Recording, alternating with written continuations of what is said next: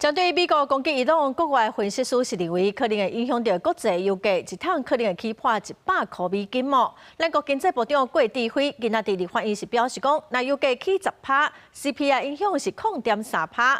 今仔早起台股嘛受到影响，盘中是大落490点，收盘是落313点。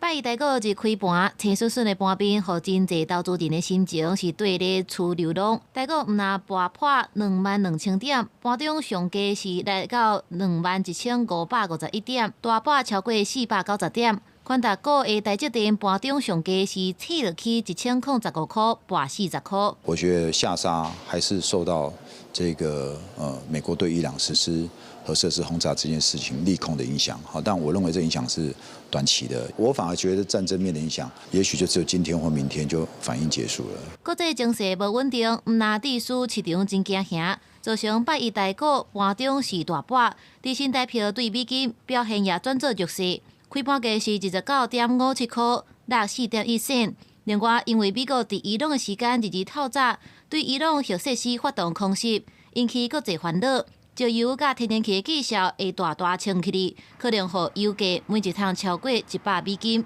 行政院副院长郑丽君伫顶礼拜五已经邀请稳定物价小组做协商。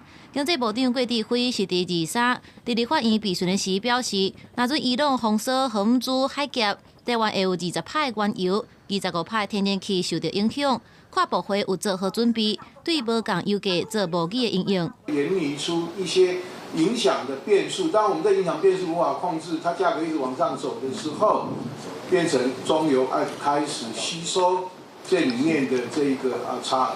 油价如果上涨10%，那么对 CPI 的影响是0.3。油价呢，可能短期之内会因为地缘政治风险的上升，会出现震荡，会上扬啊。但是这个战事呢，我认为会迅速的结束哈。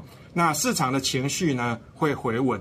都惊油钱起价影响物价指数。经济部长郭志辉表示，国营的事业亲像中油，都会开始吸收一寡政策来稳定物价。行政院会综合考虑透过补助的方式来整合。